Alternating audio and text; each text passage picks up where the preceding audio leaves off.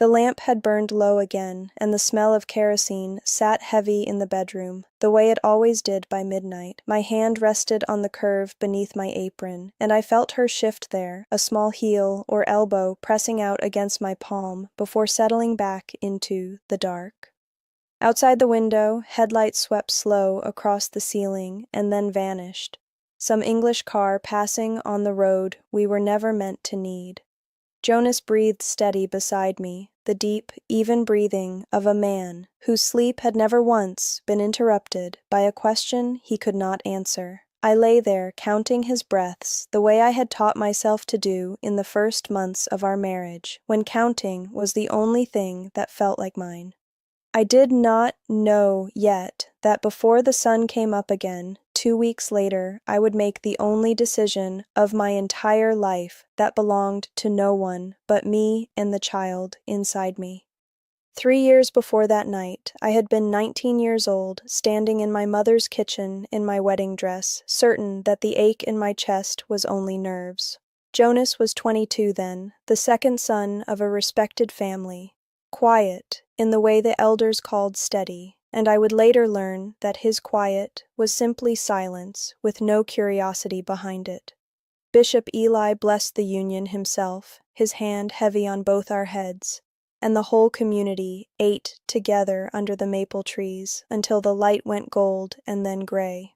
My mother cried that day, and I had thought it was joy. I understand now it might have been something closer to grief, the kind a mother carries for a daughter, walking into a life she cannot warn her about without breaking something larger than the warning.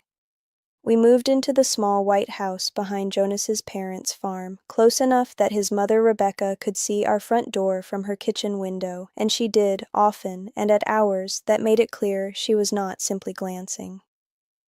Rebecca ran the daily life of that farm, the way some women run a church, with a list of what was proper and what was not, and very little room left between the two. My days filled with the rhythm she set, bread on Tuesdays and Fridays, the wash on Mondays, no sitting idle on the porch where a passing buggy might see a young wife with nothing in her hands.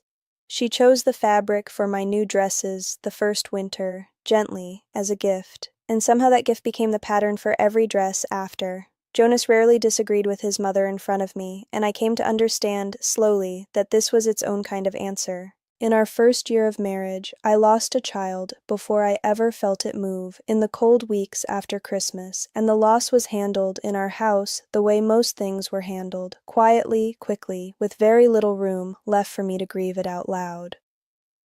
Rebecca told me, not unkindly, that these things happened and that dwelling on it would not serve the family. Verna came once to check that I had healed properly and did not come again after that. I learned that winter, that grief, like everything else in that house, came with a proper amount, and I had already used mine up by the time anyone thought to ask how I was. Nobody warned me about this part. In my second year of marriage, a letter came from my cousin Mary, who had left the community years before I was born and lived now somewhere outside Columbus, in a world none of us spoke of directly at the supper table. I never read that letter. Rachel, Jonas's older sister, had collected the mail that day, as she often did when she visited, and by supper, Rebecca already seemed to know its contents better than I did. Nothing was said outright. The letter simply never reached my hands.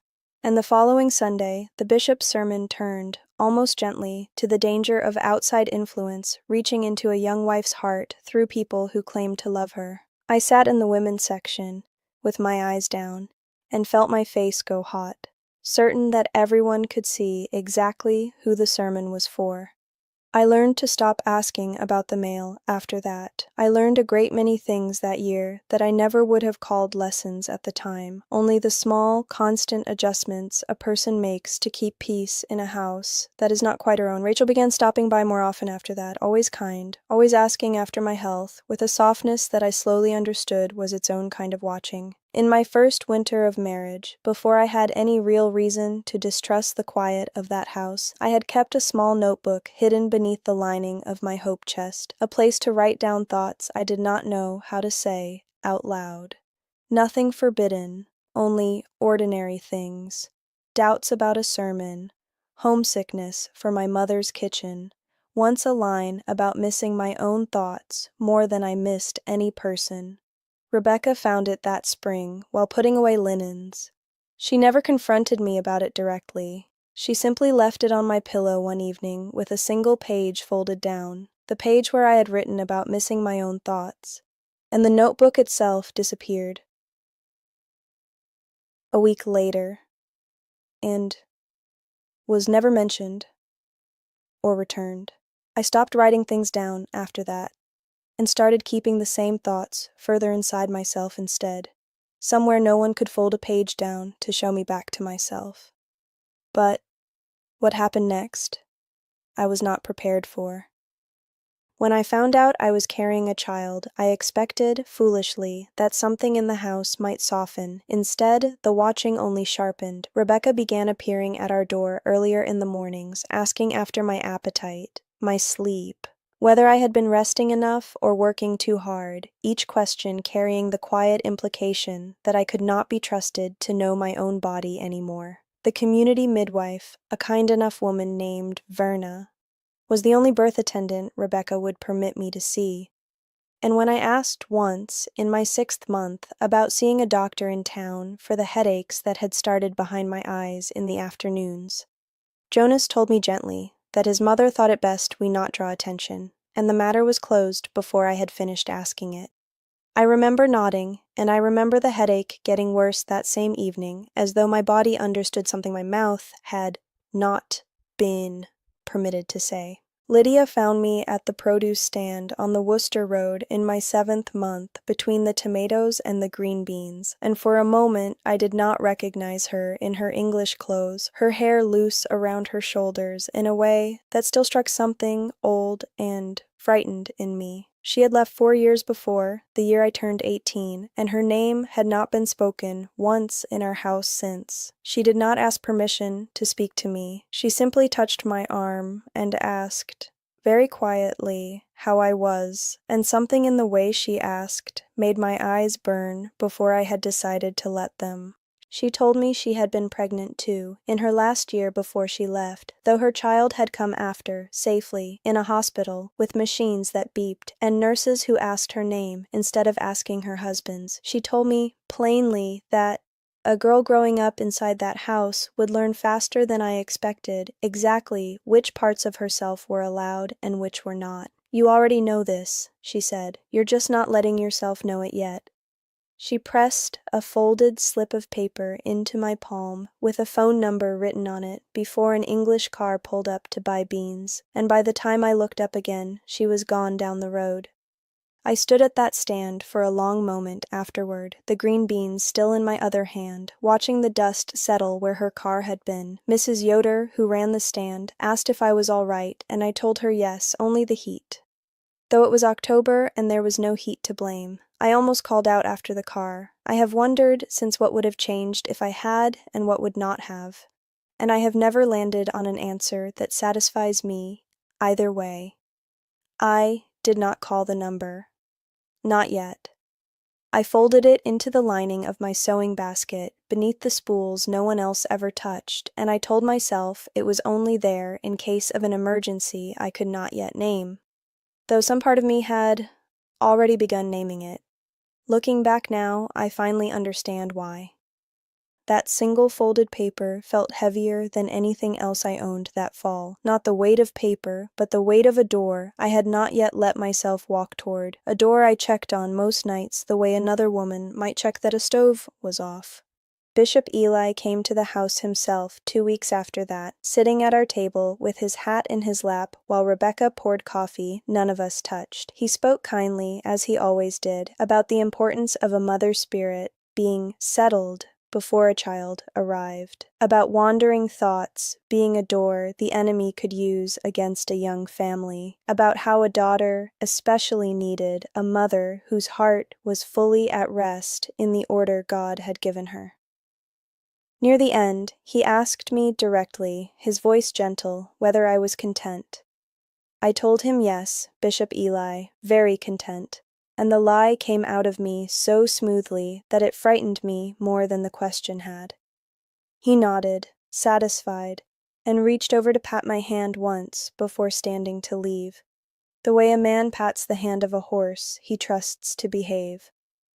I understood, without his saying it directly, that someone had mentioned Lydia at the produce stand, and that this whole visit had been arranged around a sentence none of us would say out loud. This is the part I have never told anyone. That night, after he left, I sat alone in the dark kitchen and asked myself, for the first time in 3 years of marriage, what I actually believed, separate from what I had been taught to perform at that table. I did not have an answer. I only knew that the not knowing frightened me more than anything the bishop had said. The headaches grew worse through my 8th month, and one evening in late October I stood up too fast from the supper table, and the room tilted sideways, lights sparking white at the edges of my vision, before I caught the counter with both hands.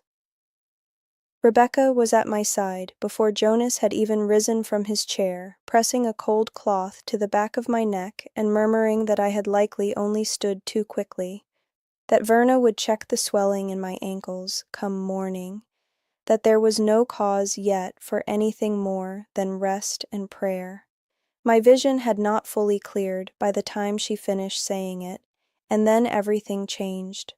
Verna came at dawn and pressed her fingers gently into the swelling that had crept up past my ankles overnight, into my hands, into the puffiness beneath my eyes that I had stopped recognizing as my own face in the mirror. She did not say the word I would later learn in an English hospital, the word for the danger I had actually been carrying, but I watched her expression shift from calm to something else entirely, and she told Rebecca, quietly, but with no room left for argument, that I needed a doctor with machines that day, not the next one. Rebecca's mouth tightened, and for one long moment I watched her weigh the cost of being seen at the hospital against the cost of what Verna was telling her. Jonas, to his credit, was already hitching the horse before his mother had finished her sentence. In the hospital that night, under lights brighter than any lamp I had ever known, a nurse took my blood pressure and went very quiet, and within the hour there were 3 more people in the room, and someone was saying words like magnesium and monitor, and we are not taking any chances with this baby. I do not remember being frightened in the ordinary sense of the word. I remember feeling, instead, a kind of clarity I had not felt in 3 years. Watching strangers in scrubs fight harder for my daughter's safety in 20 minutes than anyone in my own family had fought for mine in 3 years of marriage. Jonas stood near the door for most of it, his hat still in his hands, looking smaller than I had ever seen him. At one point he came and held my hand without his mother telling him to, the first time he had done that in front of other people. And for a moment I let myself believe it meant more than it did. I do not think he was the villain of those years, not really. Only a man who had never once been asked to imagine a different way of being a husband. That does not undo what happened. It only means I have never been able to hate him cleanly, even now. Rebecca sat in the corner of that room the entire night without once closing her eyes. Near morning, when the danger had passed and I lay exhausted against the pillows with the cuff still tight on my arm, she leaned close and said the thing I've carried with me ever since. She told me not to worry so much, that when the baby came, if it was a girl, she would learn quickly enough, the same as I had, which parts of herself were not meant to be carried out loud. I said nothing back to her. But something in me that had been bending quietly for 3 years simply stopped bending in that hospital room. Somewhere between the cuff on my arm and the sound of the monitor counting my daughter's heartbeat, for everyone in the room to hear. The slip of paper stayed folded in my sewing basket for 9 more days after that night in the hospital, and those 9 days moved differently than any others in my life. I went through the motions of the household exactly as before. Stew. Bread on Tuesday. Wash on Monday. While running a second, silent count in my head of everything I would need to carry in one bag. I packed nothing visibly. I only began choosing, in my mind, which 2 dresses, which shoes, which small things, for a daughter not yet born, might fit into a single bag. Twice I nearly burned that slip of paper in the cook stove, certain I was about to ruin everything good that was still possible for us. Both times I pulled it back out of the flames before it caught. On the 9th day, Jonas took the buggy to a livestock sale 2 counties over and would not return until evening. I used the phone at the feed store, my hands shaking so hard I had to dial twice, and Lydia answered on the second ring as though she had been waiting 4 years for exactly this call. She came for me before noon in a car that still smelled faintly of new vinyl, and I left with 1 bag, the sewing basket, and a body 8 months heavy, with a daughter who had not yet been told a single thing about who she was allowed to be. But what happened next I was not prepared for either, though I had been the one to choose it. My daughter was born 3 weeks later, in a hospital outside Columbus, under fluorescent lights that did not flicker, with a nurse who asked me my own name 3 separate times, gently, as though she actually wanted to know it, and not simply whose wife I was. I named her Hope, a name I had carried in secret since the slip of paper first went into my sewing basket, a name no committee would ever have to approve. The first time I wheeled a cart through a grocery store. With her sleeping against my chest, the automatic doors opened on their own, and I startled so badly that an older woman in line laughed kindly and told me she still did that too. After 30 years in that same English world, I was only beginning to learn. A few weeks after that, filling out a form at the pediatrician's office, I came to the line that asked for my own first and last name, separate from Hope's, separate from Jonas's, and I sat there with the pen in my hand, longer than I want to admit. No one in that waiting room knew that it was the first form in my entire adult life that had ever asked for me by myself.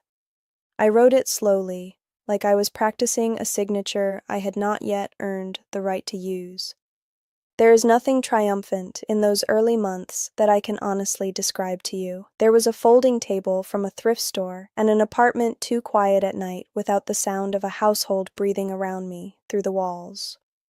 There was a fear, sharp and constant, that I had made a mistake that would cost my daughter the only family she would ever have known, even as I held the proof in my arms of why I had left at all.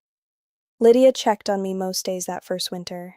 Rachel, of all people, sent 1 letter that fall I have never fully understood, 3 lines long, saying only that she hoped the baby was well.